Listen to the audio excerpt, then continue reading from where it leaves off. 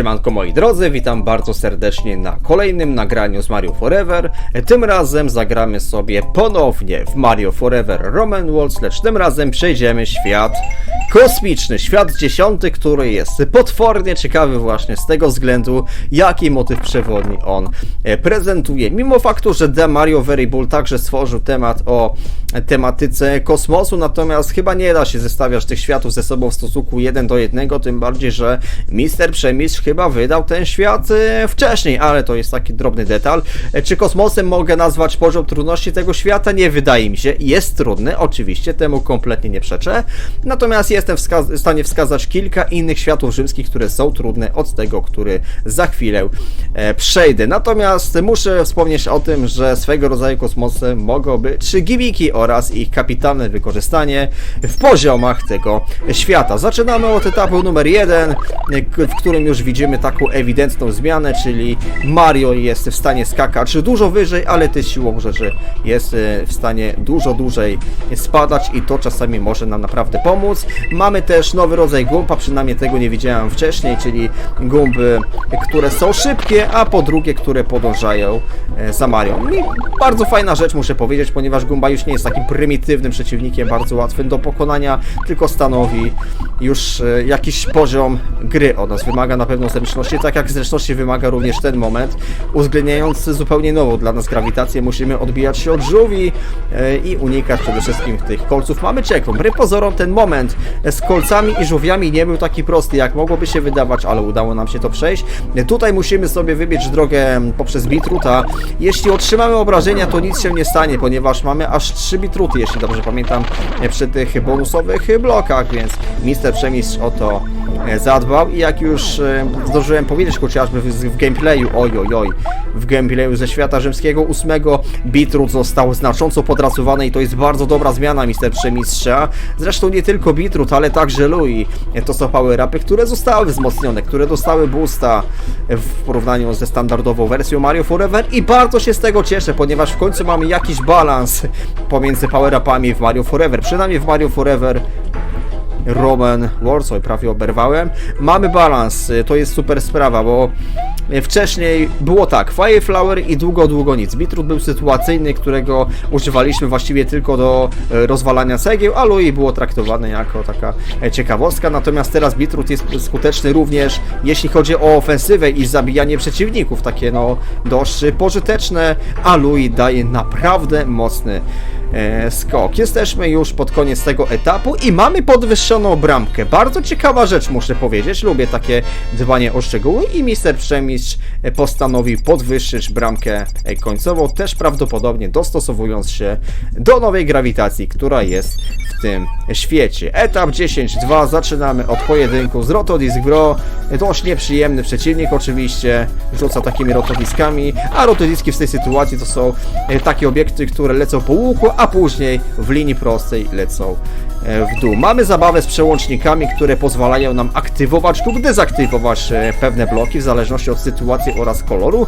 Mamy także one-upa do wybicia w tym bloku najbardziej oddalonym, ale ponieważ jest to ryzykowne, to nie chcę tego robić. Jestem Fire Mario, nie chcę tego zaprzepaścić, a po drugie chcę ten świat przejść kompletnie bez straty życia, więc raczej ryzyko byłoby absolutnie niewskazane. W tym poziomie będzie kilka momentów, gdzie trzeba będzie zawracać, bo będzie trzeba niektóre rzeczy sobie wybić. Chyba dobrze zrobiłem.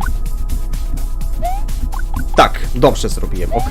O, i zestrzeliłem tutaj żółwia. Chociaż powinienem nazwać to kupa, to się nazywa kupa, a ja cały czas na to mówię żółw, ale to szczegół. Dobra. I mamy niebieski przełącznik. Teraz chyba trzeba poczekać, ponieważ widzimy, że ta roślinka kilkadziesiąt razy strzela w naszą stronę, więc chyba najlepszą strategią byłoby po prostu to wszystko przeczekać. Okej. Możemy od razu wejść tej rury, która została odblokowana, ale też mamy możliwość oczywiście przełączenia zielonego przełącznika. Nie odblokowałem jeszcze innego power-upa, tam były wszystkie bloki wybite z wyjątkiem jednego, tam był kwiatek, ale to nie ma znaczenia, ponieważ też teraz mam Fire Flowera. Mamy drogę do dwóch one-upów w tej sytuacji, natomiast szczegół polega na tym, że ta droga jest odblokowana tylko raz, w sensie jeśli zaczniemy poziom od checkpointu, czyli zginiemy, to ta droga już zostanie zablokowana. No chyba, że ktoś jest na tyle uparty, że, że weźmie te 2 życia, celowo zginie, nie weźmie checkpointu i będzie tak farmił życia w nieskończoność. No jest to jakiś sposób, ale raczej nie polecam czegoś takiego, po prostu strata czasu. O! Dobra, udało się, to był dość trudny moment. Może ja niepotrzebnie zraszowałem, ale nie chciałem czekać. Na pewno jedną z trudności tego świata jest to, że mamy dużo platform, które są bardzo szybkie, ale też mamy takie platformy, które są bardzo wąskie, a nierzadko jedne i drugie, czyli platformy, które bardzo szybko potrafią się przesuwać oraz które jednocześnie są dość wąskie. Znowu mamy troszkę czekania. Ja nie jestem pewien, czy tutaj nie wypadałoby dać jakiegoś innego przeciwnika, żeby gracza nie zanudzić. Nie wiem, może jakiś rotodisk na przykład do unikania, albo nie wiem, jakiś Goomba. Trudno mi powiedzieć, ale to był taki statyczny moment i dodanie kolejnego jakiegoś przeciwnika, nawet łatwego, chyba łatwy byłby tutaj najlepszą opcją, byłoby dobre. Okej. Dobra, jeszcze czerwony przełącznik. Tak jak powiedziałem, mamy troszkę zawracania w tym etapie, ale ja nie widzę w tym nic złego. Są poziomy, gdzie mamy labirynty i czasami trzeba zawracać i to jest nudne, ale nie w tym przypadku. Mamy labirynt, który jest bardzo ciekawy. On polega na wybijaniu poszczególnych przełączników. Mamy 3 kolory. Zielony, niebieski oraz czerwony i trzeba wybrać dobrze. Jak na razie widzimy, że czerwony nie jest dobrym wyborem, ponieważ blokujemy w ten sposób sobie przejście. Zielony jest zablokowany, a więc został nam tylko niebieski. Niebieskiego jeszcze raz nie możemy przełączyć, bo no nie ma sensu tak naprawdę, byśmy stali w miejscu, jeśli chodzi o progres, a więc został nam czerwony. Teraz albo niebieski, albo zielony. Niebieski odpada, ponieważ mamy drogę zablokowaną, a więc niebieski. Teraz czerwonego nie możemy, bo zobaczcie, znowu mamy zablokowane niebieski.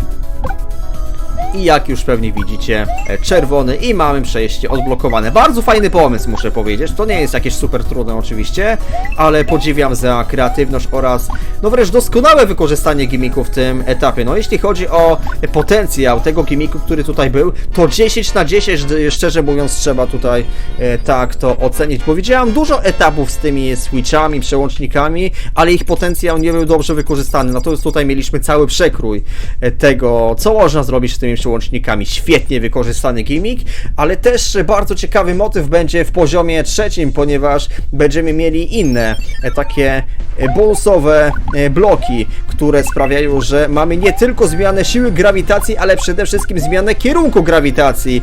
I od tej właśnie pory Mario skacze w dół i spada do góry. To jest szalone. Okej. I trzeba właśnie uważać na takie bardzo szybkie platformy. Okej, udało się. I każde naciśnięcie takiego zielonego bloku sprawia, że kierunek grawitacji obraca się o 180 stopni. To są platformy, które może nie zawalają się, ale znikają. Muszę powiedzieć, że bardzo ciekawy motyw. To będzie trudny moment, ale udało się. Też znikające platformy są o tyle dobre, że będą uniwersalne w tym poziomie. Bo mamy spadanie zarówno w górę, jak i w dół, więc takie znikające platformy chyba są lepsze niż tradycyjne spadające. To jest taka drobna rzecz, ale też mi się wydaje, że na plus. Mamy roślinki, które zawsze wychodzą, a po drugie... Ała! Po drugie, nie jesteśmy w stanie ich zabić ani Fireflowerem, ani Beetrootem. I to jest problematyczna rzecz. Nie ma animacji kucania w momencie, kiedy Mario jest do góry nogami, a więc muszę celowo dać się zranić i przejść dalej. Nie wiem, czy Mister Przemie zrobił coś takiego świadomie, ale jestem zmuszony, żeby zredukować swoją sytuację do małego Mariana. Może sam zainteresowany, czyli Mister Przemie odpowie mi na to pytanie, bo no po prostu nie jestem w stanie kucać Mariana, kiedy grawitacja jest obrócona i pytanie, czy faktycznie nie ma celowo tej animacji, czy to jest błąd w grze. No trudno mi to powiedzieć, ale już mam z powrotem grzybka, więc jakby tego staram się nie roztrząsać. Okej, żeby trafić jeszcze na platformę. Ło! Dobra, w ostatniej chwili kucnąłem. Dobra, znowu platforma zniknęła.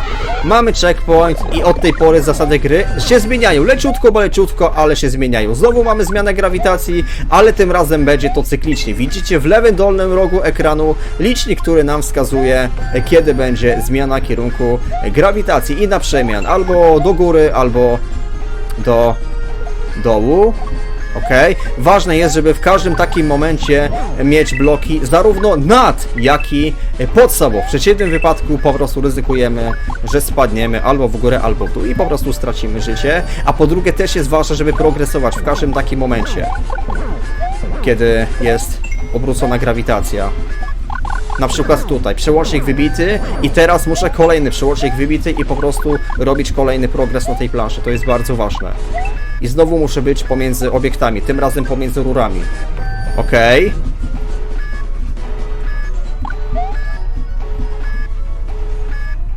Teraz muszę być na dolnej platformie, teraz muszę być między platformami właśnie. Teraz daleki skok. O! Tak jest! No i poziom zakończony, bardzo ciekawy, równie ciekawy jest ten kolec po zakończeniu etapu, który degraduje naszą postać do małego Mario i z tego co wiem, to już jest na pewno celowy zabieg Mister Przemistrza, ponieważ autor tych rzymskich światów właśnie chce dążyć do tego i wymusić, aby gracz zaczął etap zamkowy od małego Mario. Tak to właśnie wygląda, jeśli jesteśmy Mario, który ma Fire Flowera, Beetroot albo Louie, to także będzie małym Mariuszem na start tego etapu. To jest pierwszy i ostatni etap, w którym będziemy mieć normalną grawitację. Mamy przełącznik, który sprawia, że mamy sztuczną grawitację, czyli tę, do której jesteśmy na co dzień przyzwyczajeni. To jest dość trudny moment dla wielu graczy, ale proszę spojrzeć. Pchi! Ale łatwe. Teraz to dobrze wybić. Tak jest! Nie udało się tej pile mnie zranić, z czego się bardzo cieszę. To się chyba grinder nazywa fachowo, ale nie jestem przekonany. Tu trzeba troszkę poczekać. Okej. Dobra, tu trzeba też uważać, ponieważ mamy kilku dość szybkich przeciwników i mamy dość dziwną sytuację, ponieważ oni odbijają się od siebie, ale dalej idą w tę samą stronę. Okej. Ten Fire Flower może się przydać. O! Dobra, okej. Coś takiego. Dobra, super. Aj, straciłem Fire Flowera, szkoda. Nie lubię tego momentu. Nie lubię tego momentu.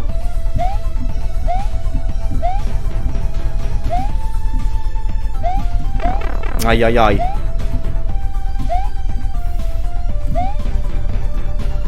No ale jako żyję, to jest najważniejsze. Jako żyję. Nie, czekaj, wolę poczekać. Miałem Fire Flowera troszkę w głupi sposób. Ten pierwszy hit był, a później no konsekwencja tego, że no to jest po prostu trudne dla mnie. A, jeszcze raz. No czujesz się teraz bardzo niepewnie. Dobra, to jest ok. W tym etapie będzie też dużo roślinek strzelających. Okej. Dobra. Tu wolę poczekać, bo ta roślinka strzela prosto w nas. Dobra, i moment z rotodiskiem, dość trudny. Jest. Dobrze, mamy checkpoint, fajna sprawa. Po checkpoincie mamy znowu taką platformę, czyli taki wąż, który w różne strony będzie nas przemieszczać. Mamy Louie i jest to chyba najlepszy power-up w tej sytuacji, natomiast mamy też moment, którego niestety nie cierpię, czyli muszę między kolcami wylądować. I udało się! Byłem przekonany, że dostanę hita, ale jednak nie. Bardzo się z tego cieszę. No to Louie teraz naprawdę może mi pomóc tym swoim skokiem. Tylko muszę to wytrzymać jakoś. Udało się! Nice! Dobra, na razie idzie bardzo dobrze. O, i tutaj Louie znacznie mi pomogło. No to jest trudny moment. Każda roślinka praktycznie strzela w naszą stronę, ale ja już do tego jestem przyzwyczajony. Dobra. Okej. Za chwilę będzie trzeba zejść z tej platformy, no bo ona leci w dół i gracz na początku nie wie co się dzieje, po prostu trzeba z niej zeskoczyć. To może być delikatny troll, ale teraz wychodzimy znowu w taką przestrzeń. Mamy walkę z Bowserem. Bowser ma 5 HP, nie ma żadnych ataków jakichś specjalnych, ale jedyną trudnością jest znowu ta zmieniona grawitacja. Nie jest to trudna walka, tylko wymaga dokładnych skoków. Ja niestety już dałem się zranić.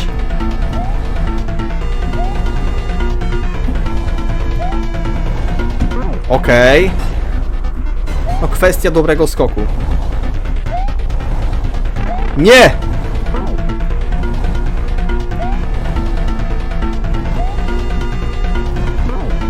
Też trzeba uważać, że chyba Bowser w Ziemskich Światach ma troszkę zmienioną fizykę. Jest! Mamy to! Super! Dobra, bardzo się cieszę z tego, że świat 10 również udało się ukończyć bez straty życia, a więc co pan na to, panie Mister Przemyśl? Ja wiem, że ukończenie świata 8 bez straty życia to był wyczyn i wydaje mi się, że to samo można powiedzieć w kontekście świata 10. Taka ciekawostka jeszcze a propos animacji, to teraz nie zostało pokazane, ale jeśli mamy sytuację co najmniej Super Mario, czyli Super Mario albo Fireflower, albo Beatrun, albo Louie, to w tej animacji Mario kucnie przez ten kolec. Szkoda, że nie zostało to pokazane, ale ja bardzo lubię takie dbanie o szczegóły, no bo co by nie mówić, w Mario Forever jest mnóstwo takich cutscenek niedopracowanych, a takie dopracowanie jak było właśnie tutaj, to jest zawsze plus z mojej strony. Jak widzicie, świat rzymski 10 został ukończony. Świetny świat o nietypowej, ale bardzo ciekawej tematyce. Gimmick tego świata został wykorzystany absolutnie w 100%. Nie ma jakiejkolwiek mowy o niewykorzystanym potencjale. A więc jeszcze raz bardzo dziękuję za oglądanie. Dajcie mi znać w komentarzach, co sądzicie o tym świecie, jakie inne poziomy powinienem przejść, aby dostarczyć wam odpowiedniej rozrywki. Dzięki wielkie i do zobaczenia.